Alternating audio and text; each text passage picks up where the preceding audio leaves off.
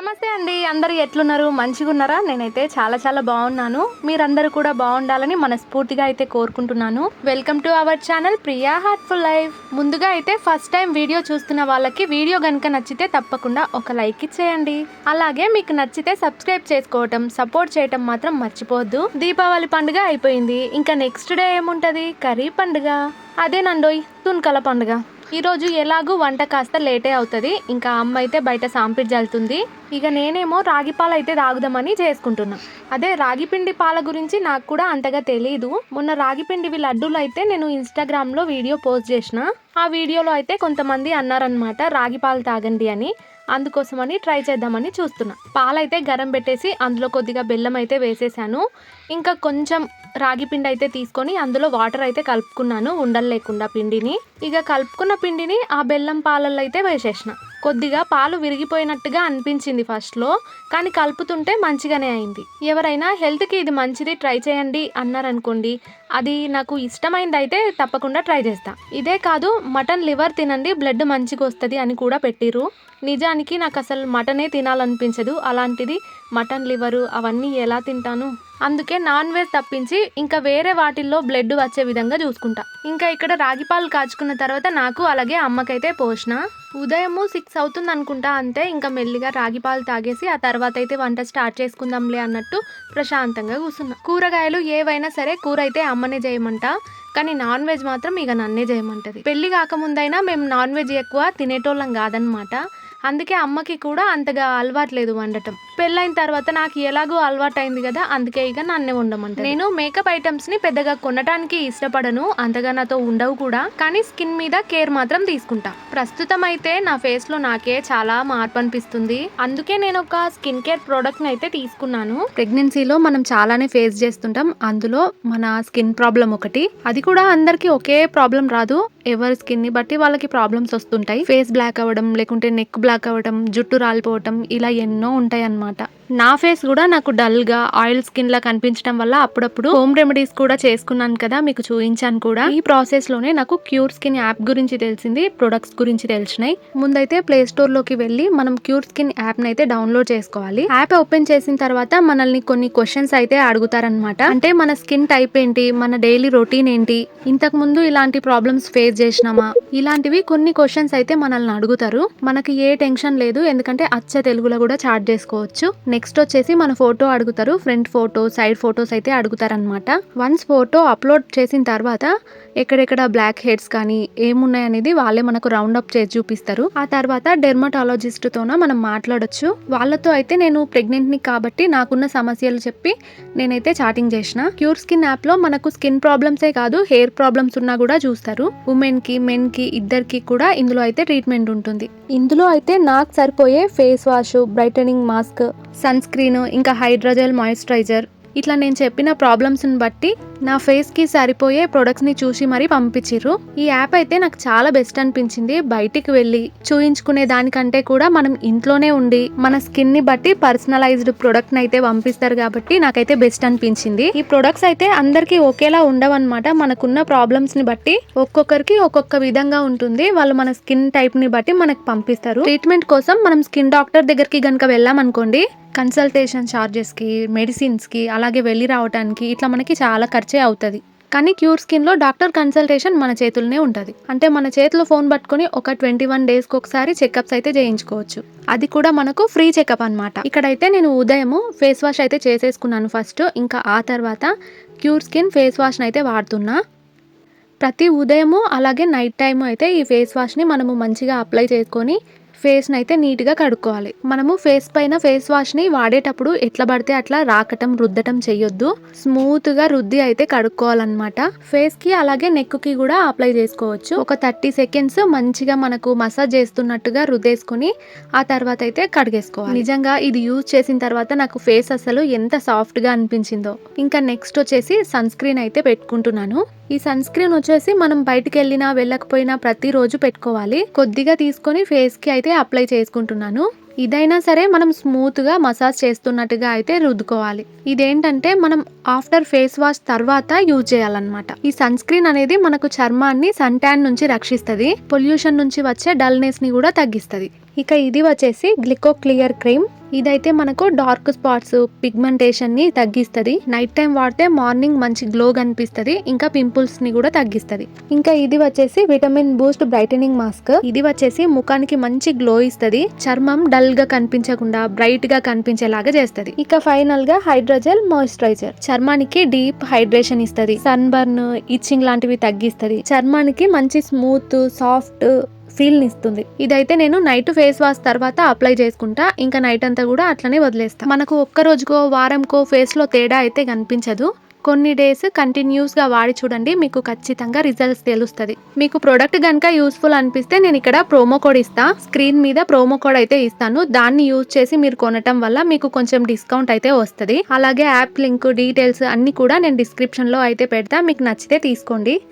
Night time తీసుకున్న video క్లిప్ని కూడా నేనైతే ముందే యాడ్ చేసేసాను.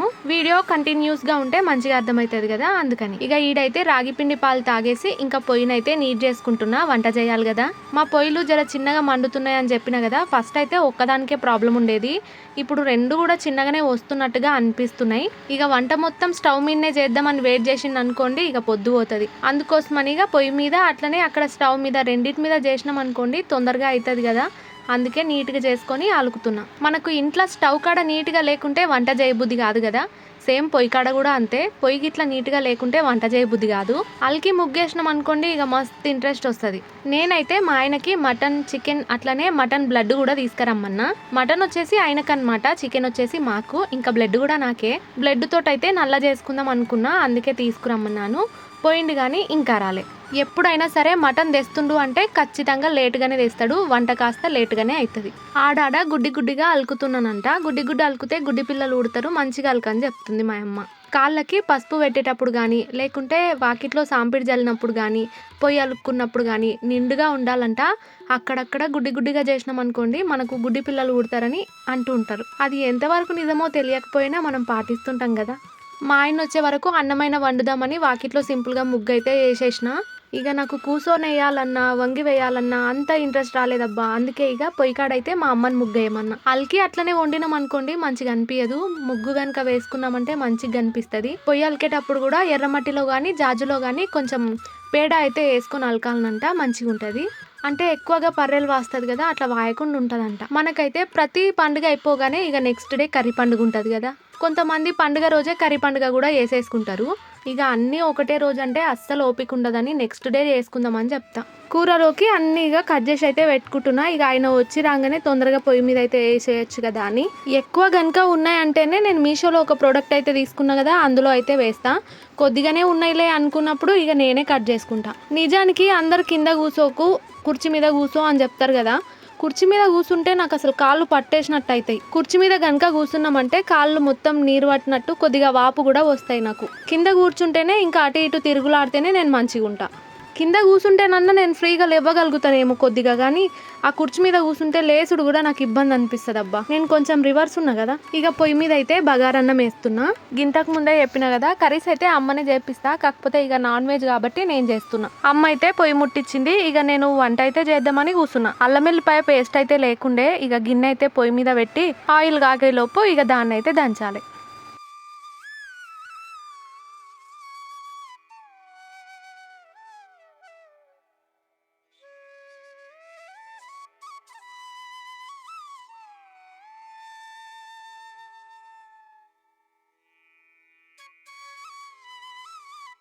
నేనైతే ఒకటి విన్నా, అది నిజమేనా అంటే అమ్మాయి గనుక బొజ్జలో ఉంది అంటే కాళ్ళు వాస్తాయంట, అబ్బాయి గనుక ఉంటే వాయవంట. కానీ అది నిజం కాదు. బీపీ లాంటివి ఉంటే కాళ్ళు వాస్తాయి, లేకుంటే ఏం వాయవు అని విన్నాను. మీలో ఎవరికైనా ఎక్స్పీరియన్స్ ఉందా? దాల్చిన చెక్క, లవంగాలు, యాలకులు, సాజీరా, ఇంకా అల్లం వెల్లిపాయ, ఉల్లిగడ్డలు, అలాగే మిరపకాయలు అయితే వేసేసుకున్నాను. ఆ తర్వాత ఇంకా అల్లం వెల్లిపాయ కూడా వేసేసుకున్నాను. అల్లం వెల్లుల్లి పేస్ట్ ఎప్పటికప్పుడు దంచి వేస్తే టేస్ట్ మస్తు ఉంటుందంట కదా. ఎప్పుడు ఇంట్లో ఉన్నదే వేయటము. ఇప్పుడు ఫస్ట్ టైం దంచేసిన చూద్దాం ఎట్లుంటుందో. కట్టెల పొయ్యి మీద వంట చేసుడు నాకు చాలా ఇష్టం, కానీ ఆ పొగంటే మాత్రం మస్తు భయం. పొయ్యి కాడ కూర్చున్నానంటే ఇక కంట్లోంచి ముక్కులోంచి ట్యాప్ తిప్పినట్టుగా ఉంటుంది. ధనియాల పొడి కొందరు వాటర్ వేసిన తర్వాత వేస్తారు, కానీ నేనైతే ఆయిల్లోనే వేసేస్తాను ధనియాల పొడి కూడా. అట్లనే కొంచెం ఉప్పు కూడా వేసుకున్నా. ఇక నీళ్ళైతే పోయాలి కదా. ఒక గ్లాస్ బియ్యానికి ఒక గ్లాస్ సగం నీళ్ళైతే పోస్తా. ముందైతే ఒక గ్లాస్ పోసేస్తా, ఇంకా ఆ తర్వాత ఎన్ని గ్లాసులు పోయాలబ్బా అని ఆలోచిస్తా. లెక్కేసుకునే లోపు ఆ గిన్నెలో ఎన్ని నీళ్లు పోసినో మర్చిపోతా. అంటే ఒక్క గ్లాస్ నీళ్ళు పోసినా 2 గ్లాసులు పోసినా అని ఇక మళ్ళీ ఆలోచిస్తానన్నమాట. అప్పటికే మా ఆయన ఇంకా మటన్ కూడా తీసుకొచ్చిండు. బయట అయితే ఇక అన్నంకి పెట్టేసి ఇంట్లోనేమో మటన్ చేస్తున్నా. బయట పొయ్యి మీదనే మటన్ అయితే చేద్దాం అనుకున్నాను, కానీ ఈ మటన్ ఉడికే వరకు చాలా టైం పడుతుంది. మటన్ కనుక ఇంట్లో వేసినాం అనుకోండి, ఇక ఎప్పుడన్నా కానీ పొయ్యి మీద 2-3 కూడా వండుకోవచ్చు. మటన్ అయితే తీసుకొచ్చిండు, కానీ నాకు ఫేవరెట్ అయిన మన చికెన్ మాత్రం ఊర్లో దొరకలేదంట. ఇప్పటికైతే ఇంకా మటన్ వండు, మధ్యాహ్నం చికెన్ తీసుకొస్తానన్నారు. మటన్తో పాటు మటన్ బ్లడ్ కూడా తీసుకొచ్చినిండే.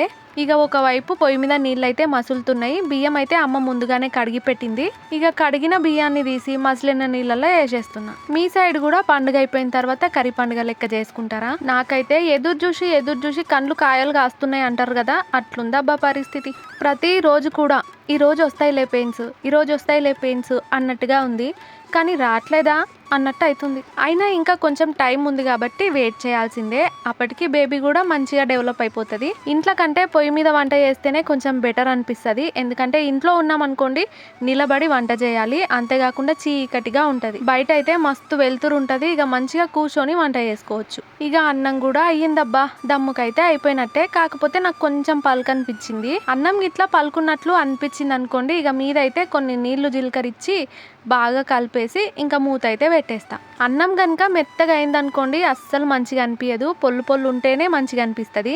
అంటే అట్లుంటేనే టేస్ట్ బాగుంటుంది అన్నమాట మనకు నాన్ వెజ్లో. అందుకే మనం బయట ఫంక్షన్లకి ఏడికి పోయినా కూడా అట్లనే వండుతారు కదా.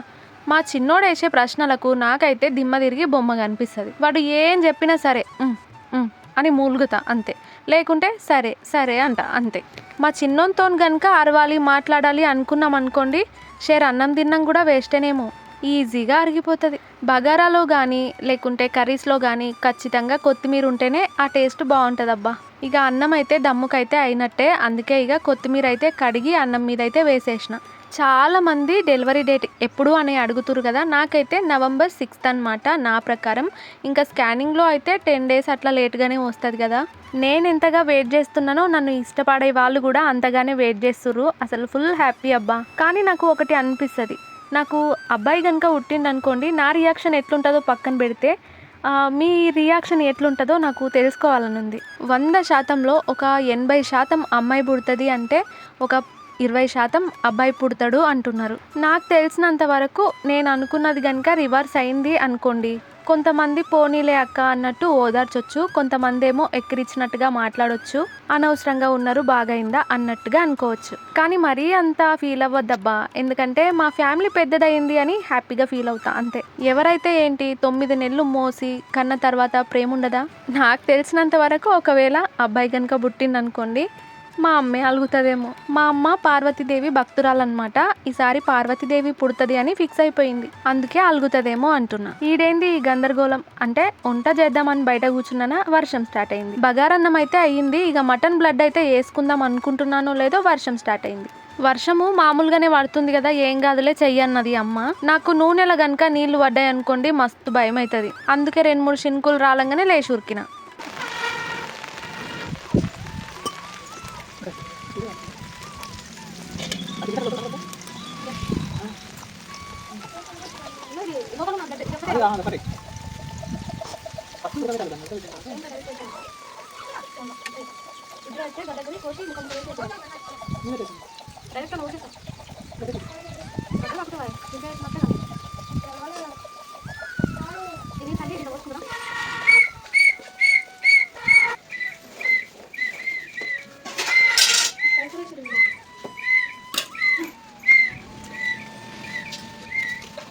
వర్షం అయితే జర్రసేపు ఇట్లా వచ్చిపోయింది. ఇంకా మామూలుగా చినుకులు అయితే పడుతున్నాయి. కొద్దిసేపు గొడుగు అయితే పట్టుకొని కూర్చున్నాడు మా ఆయన. మామూలుగా బ్లడ్ అంతా కూడా నేను నీళ్ళ లెక్క ఉంటుంది అనుకున్నా, కానీ గడ్డలు కట్టినట్టుగా అయ్యింది.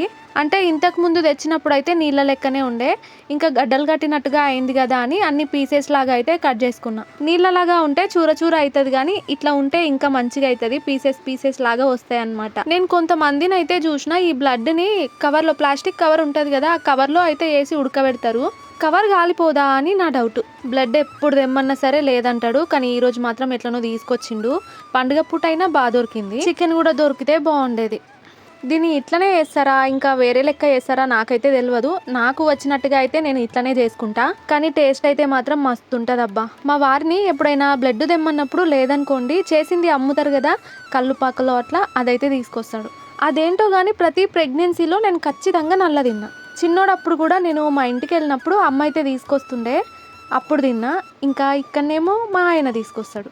ఆయన పసుపు గిప్పుడు వేస్తారా అంటుండు. నిజానికి పసుపు నేను నూనెలోనే వేస్తాను, కాకపోతే ఈ వాన వల్ల గిన్నె అటు తిప్ప ఇటు తిప్ప ఇక లేట్ అయింది అనమాట వేసుడు. ఇక మొత్తానికైతే నల్ల కూడా రెడీ అయింది. లాస్ట్కు ధనియాల పొడి అయితే వేసేసిన. ఇక ఇంట్లో పెట్టిన మటన్ కూడా అయ్యింది. ఇంకా అందులో కూడా మటన్ మసాలా అలాగే ఇంకా ధనియాల పొడి అయితే వేసేసిన. నేను మటన్ని కుక్కర్లో వేద్దాం అనుకున్నాను, కానీ కుక్కర్లో వేస్తే మా ఆయనకి నచ్చదు, అవి మెత్తగా ఉడికితే తినాలనిపించదంట. మా ఇంట్లో మటన్ బొక్క ప్రియులు 2 ఉన్నారు, మా ఆయన మా పెద్దోడు. ఏదో ఒక రోజు ప్లేటును కొట్టి కొట్టి బొక్క పెడతారు. ఇక వంటలు అయితే అయినాయి అనమాట. చికెన్ తెస్తా అన్నాడు కాబట్టి మటన్ అయిన వరకే తెచ్చుకోమన్నాను, అందుకే కొద్దిగానే కనిపిస్తుంది మీకు. ఇంకా బగారా రైస్ కూడా అయిపోయింది.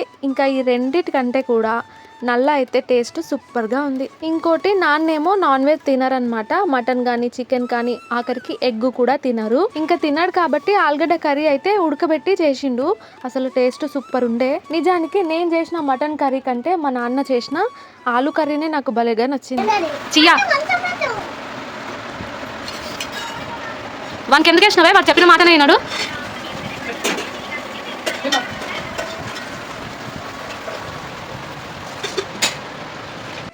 నల్ల టేస్ట్ అయితే సూపర్ అయిందబ్బా అసలు. ఇంకా నేను అన్నం కూడా తినలే, ఇక బయట కూర్చొని నల్ల అయితే తింటున్నా. ఫస్ట్ నాకు చిన్నప్పటి నుంచి అయినా సరే నల్ల అంటే ఎందుకో బాగా ఇష్టం. ప్రశాంతంగా తిందామని ఇట్లా కూర్చున్నానో లేదో మా చిన్నోడు ఒక డ్యూటీ ఎక్కిండు, అదేందో మీకు కూడా చూపిస్తా.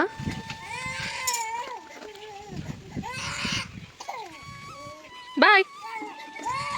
వాళ్ళ డాడీ అయితే ఇడిచిపెట్టి బయటికి పోయిండు, అందుకే ఆ ఏడుపు అనమాట. రోజు వాడిని పట్టలేక నాకైతే సుక్కలు అనిపిస్తున్నాయి. అమ్మ అయితే ఇక గిన్నెలు తోముతుంది. ఈడ కొన్ని ఎల్లిపాయలు అయితే ఒలిచింది, ఇంకొన్ని ఎల్లిపాయలు అయితే ఒలవాలి. అల్లం వెల్లుల్లి పేస్ట్ పట్టాలన్నమాట. ఇంకా ధనియాల పొడి కూడా లేకుండే, అప్పటి వరకు కొద్దిగా అయితే పట్టిన. ఇంకా పనంతా అయిపోయి తిన్న తర్వాత మళ్ళీ వేయించుతున్నాను వాటిని. ఫస్ట్ అంత కలర్ రాలేదు, అందుకే మళ్ళీ కాసేపు అయితే వేయించిన.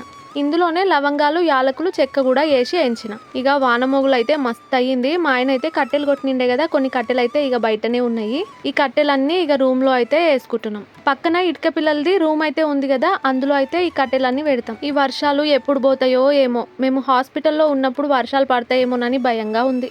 ఎండ కొడితే ఎలాగైనా ఉండొచ్చు ఉబ్బరానికి, కానీ వాన పడితే అస్సలు బయట ఉండబుద్ధి కాదు. అది ఇంకా హాస్పిటల్స్ లో అయితే అసలే ఉండబుద్ధి కాదు. నాకు పెయిన్స్ వచ్చే వరకు ఈ వర్షాలన్నీ పోతే బాగుంటుండే. చిన్న చిన్న కట్టెలు అయితే తొందరగా అంటుకోవడానికి మంచిగా అవసరం అవుతాయి. ఇంకా అవన్నీ కూడా సంచిలో వేస్తున్నా. పెద్ద కట్టెలు అయితే పేర్చనికి వస్తుంది, కానీ ఈ చిన్నవి పేర్చనికే రాదు కదా, అందుకని. ఇంకా ఈ పని అయిపోగానే ధనియాలు కూడా మిక్సీకి అయితే పట్టేసిన. వేడిగా ఉన్నప్పుడే తొందరగా పొడవుతుంది, లేకుంటే చాలా టైం తీసుకుంటది. స్మెల్ అయితే మంచిగా వస్తుంది. నేను ఎక్కువగా కూడా బగారోలో వాడతా, ఇంకా కర్రీస్ లో కూడా వేస్తూనే ఉంటా.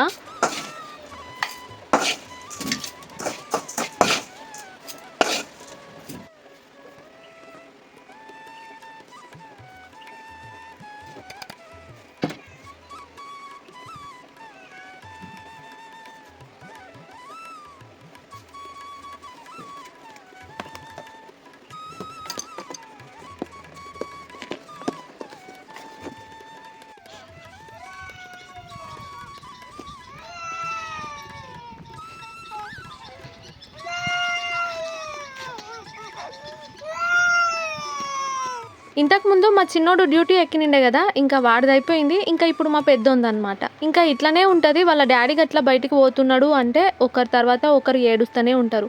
ఒక్కోసారి అయితే రోడ్ మీద ఉరుకుతారు కూడా. నా వల్ల కాదు, భయం పెట్టుకో అని ఆయనకు చెప్తా. పట్టుకో అని ఆయన అంటాడు. ఎంతని పట్టుకోగలం, వాళ్ళ వెనక నేను ఉరకగలనా? ఎల్లిపాయలు అయితే సగం ఒలిచింది కదా, ఇంకా సగం ఉన్నాయి ఒలుస్తుంది. ఈ ఎల్లిపాయ పొట్టు మొత్తం ఒక కవర్లో అయితే వేసి పెట్టుకుంటున్నాం. ఎందుకు అనేది మీకు తెలిస్తే కామెంట్ చేసి చెప్పుర్రి. అంటే ఆ ఎల్లిగడ్డ పొట్టు డెలివరీ తర్వాత అవసరం పడుతుంది, ఎందుకు అనేది మీరు తెలిస్తే కామెంట్ చేసి చెప్పుర్రి. నేను డెలివరీ తర్వాత చెప్తలేండి. ఇంకా ఈ రోజు అయితే ఇలా గడిచిపోయింది. వీడియో నచ్చితే తప్పకుండా లైక్ చేయండి. ఉంటానండో, ధన్యవాదాలు.